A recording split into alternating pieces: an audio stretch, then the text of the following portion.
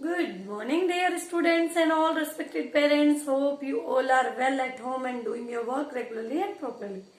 So, beta, as you know that we are doing our grammar topics, and today we will do our next topic tenses. Okay? तो आज हम अपना next topic start कर रहे हैं जिसका नाम है टेंस. ओके, ये सब इंग्लिश ग्रामर का बहुत ही इम्पोर्टेंट टॉपिक है. पहले हम जान लेते हैं कि एक टेंस होता क्या है, फिर उसके टाइप्स के बारे में पढ़ेंगे. तो सबसे पहले देखिए यहाँ पर. सो ओके बेटा, let's start the topic. Look here. What is a tense? Tense is defined as the form of the verb that gives the relation between the time and the action. Okay, times क्या होती हैं? ये defined verb होती है, verb forms होती हैं या एक वर्ब की फॉर्म होती है जो कि हमें रिलेशन बताती है बिटवीन द टाइम और बिटवीन द एक्शन. और tense giving the time when the action is done. जो टेंस होता है वो हमें समय बताता है कि कोई भी एक्शन आखिरकार कब हुआ है, कोई घटना कब घटित हुई है, उसका समय बताती है. और क्लासिफिकेशन ऑफ टेंसेस, यदि हम टेंसेस का क्लासिफिकेशन करें तो टेंसेस को 3 पार्ट्स में डिवाइड किया गया है. पहला होता है प्रेजेंट, पास्ट और फ्यूचर. तो प्रेजेंट यदि हम बात करें तो हर एक जो प्रेजेंट है या पास्ट है या फ्यूचर है, इनके 4 अलग अलग एस्पेक्ट्स होते हैं. जैसे कि present indefinite tense, present continuous, present perfect continuous tense. Okay, ऐसे ही पास्ट में होता है past indefinite, past continuous, past perfect, past perfect continuous. और सेम एज इट इज ऐसे ही फ्यूचर में होता है. लेकिन ये जो 4 अलग अलग आपको बताए गए हैं पार्ट्स यहाँ पर हर एक टेंस के, उनके अलग अलग तो पहचान होती है बेटा. इनके अलग अलग हेल्पिंग वर्ब होती है और इनके अलग अलग ही यूजेस होते हैं. तो सबसे पहले हम बात करेंगे आज प्रेजेंट इंडेफिनिट की. तो जो सबसे पहला होता है हमारा प्रेजेंट इंडेफिनिट,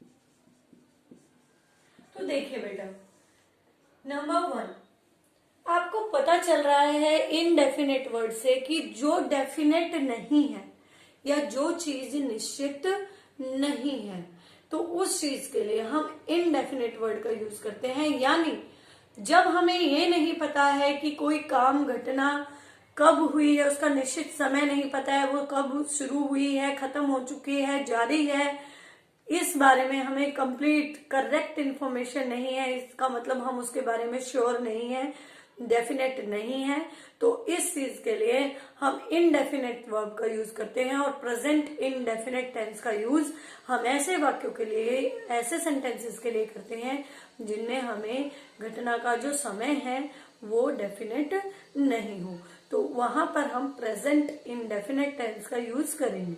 तो अब हम इसकी हेल्पिंग वर्ब जान लेते हैं. तो सबसे पहले देखिए बेटा, आपको बताया गया है कि जो प्रेजेंट इंडेफिनिट टेंस होता है, आपको पता है सेंटेंसेस में सिंपल सेंटेंस होते हैं, नेगेटिव होते हैं और इंटरोगेटिव होते हैं. तो जो हमारे सिंपल सेंटेंसेस हैं, यदि हम सिंपल सेंटेंस की बात करें तो सिंपल सेंटेंसेस में हम प्रेजेंट इंडेफिनिट टेंस की हेल्पिंग वर्ब के रूप में वर्ब की फर्स्ट फॉर्म या फिर वर्ब की फर्स्ट फॉर्म के साथ एस या ईएस का यूज करेंगे. ओके, ये तो बात होती है सिंपल सेंटेंसेस की. अब बात आती है नेगेटिव और इंटरोगेटिव सेंटेंसेस की. तो बेटा, यदि हमारे पास नेगेटिव और interrogative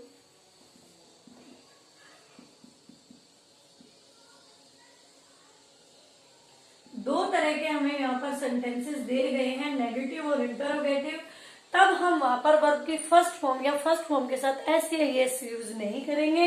as an helping verb हम यूज करेंगे वहां पर डू या फिर डज, और उनके साथ लगाएंगे वर्ब की फर्स्ट फॉर्म, यानी वर्ब की बेस फॉर्म का यूज करेंगे.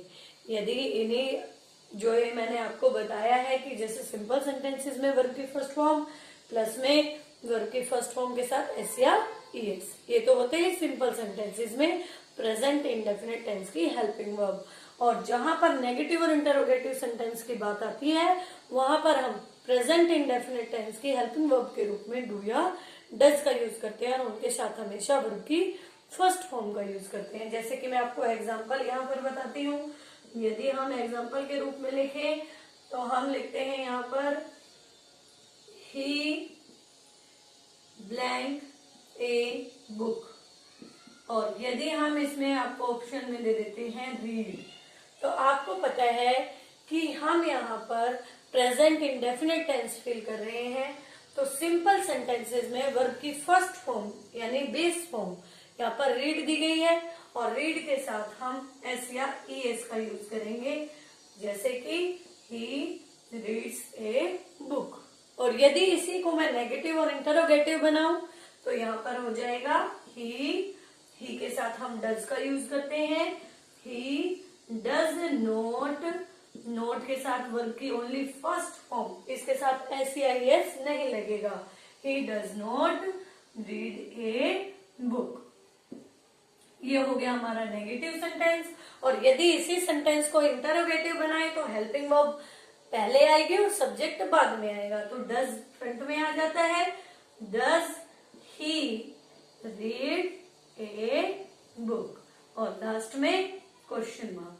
तो इस तरीके से हमने जाना कि सिंपल सेंटेंसेस में as an helping verb present indefinite की हम वर्ब की बेस फॉर्म और उसके साथ एस या एस का यूज करेंगे। नेक्स्ट, यदि नेगेटिव सेंटेंस है या इंटरोगेटिव सेंटेंस है वहां पर हम हेल्पिंग वर्ब के रूप में डू या डज का यूज करेंगे। अब बात आती है बेटा कि डू या डज हम किसके साथ लगाएंगे, या वर्ब की फर्स्ट फॉर्म ओनली या फिर वर्ब की फर्स्ट फॉर्म के साथ एस या एस कहां पर यूज करेंगे।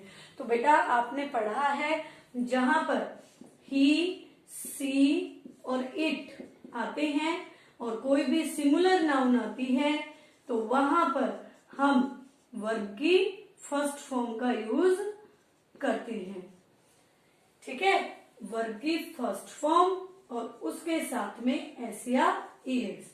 और यदि नेगेटिव और इंटरोगेटिव सेंटेंसेस आ जाते हैं तो उनमें यूज होगा डज का प्लस में वर्ब की फर्स्ट फॉर्म। ओके, ये बात आती है कि ही, शी, इट, जैसे यहां ब्लैंक के बाद आपको ही दिया तो आपने रीड्स यूज किया, और नेगेटिव इंटरोगेटिव आपको सेंटेंसेस दे दिए तो आपने क्या यूज किया, डज यूज किया। और बात आती है आई, वी, यू और दे, और कोई भी प्लूरल नाउन है अगर, तो उनके साथ हम हमेशा वर्ब की फर्स्ट फॉर्म ओनली, उसके साथ ना एस लगेगा ना ही ई एस लगेगा, और वर्ब की फर्स्ट फॉर्म। और यदि नेगेटिव और इंटरोगेटिव सेंटेंसेस आ जाए तो वहां पर ओनली डू प्लस में वर्ब की फर्स्ट फॉर्म, इसका यूज करेंगे। तो ये हमारा प्रेजेंट इंडेफिनिट टेंस का यहाँ पर रूल बताए हैं और हेल्पिंग वर्ब बताइए। एक बार हम रिवाइज कर लेते हैं कि आज हमने क्या पढ़ा है। सबसे पहले हमने पढ़ा है कि टेंस क्या होते हैं।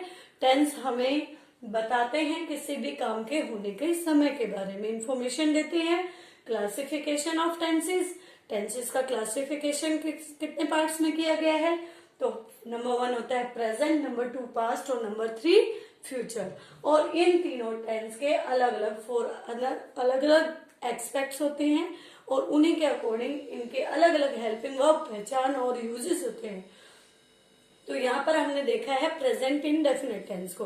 तो प्रेजेंट इंडेफिनिट टेंस को हम सिंपल सेंटेंसेस में वर्ब की फर्स्ट फॉर्म और फर्स्ट फॉर्म के साथ एस या एस का यूज करते हैं। नेगेटिव और इंटरोगेटिव में डू या डज प्लस में वर्ब की फर्स्ट फॉर्म का यूज करते हैं। और ही, सी, इट कोई भी सिंगुलर नाउन है तो वर्ब की फर्स्ट फॉर्म प्लस में एस या एस लगेगा सिंपल सेंटेंसेस में, और नेगेटिव और इंटरोगेटिव में डज प्लस में वर्ब की फर्स्ट फॉर्म। और आई, वी, यू, दे और कोई भी प्लूरल है तो वहां पर हम ओनली डू का यूज करेंगे प्लस में वर्ब की फर्स्ट फॉर्म नेगेटिव और इंटरोगेटिव के लिए। और यदि सिंपल सेंटेंस है तो ओनली वर्ब की फर्स्ट फॉर्म का यूज करेंगे। अब बात आती है कि हम कहाँ कहाँ पर यूज कर सकते हैं प्रेजेंट इंडेफिनिट टेंस का। तो बेटा जो यूनिवर्सल ट्रूथ है, जो हैबिचुअल, जो आपके जो हैबिट है, हैबिचुअल सेंटेंसेस है या डेली रूटीन का जो वर्क है उसको बताने के लिए हम प्रेजेंट इंडेफिनिट टेंस का यूज करते हैं। कोई भी नियर फ्यूचर के जो प्लान्स हैं, जो टाइम टेबल सेट किए गए हैं, उनको भी दर्शाने के लिए आप प्रेजेंट इंडेफिनिट टेंस का यूज करते हैं। साइंटिफिक ट्रूथ, यूनिवर्सल ट्रूथ है, या फिर मैथ्स के आधार पर कोई बात प्रूफ की गई है, फॉर्मूलाज हैं, उन सभी के लिए हम प्रेजेंट इंडेफिनिट टेंस का यूज करेंगे। जो भी यूनिवर्सल, स्पेसिफिक और जो यहाँ पर साइंस ने प्रूफ की हुई है बातें, उन सभी के लिए। और इसके साथ साथ जब हम किसी भी घटना को थोड़ा नाटकीय ढंग से पेश करते हैं तो वहां पर भी हम उसमें प्रेजेंट इंडेफिनिट टेंस का यूज करते हैं। तो इन सब चीजों के लिए हम प्रेजेंट इंडेफिनिट टेंस का यूज करेंगे। आई होप आपको यहाँ पर प्रेजेंट इंडेफिनिट टेंसेज, उसके क्लासिफिकेशन और प्रेजेंट इंडेफिनिट टेंस की हेल्पिंग वर्ब और उनके यूजेस के बारे में इंफॉर्मेशन मिल गई होगी। सभी बच्चे घर पर एक बार बुक से जरूर पढ़ेंगे और इसको रिवाइज करेंगे और एक्सरसाइज सोल्व करेंगे। ओके बेटा, थैंक यू।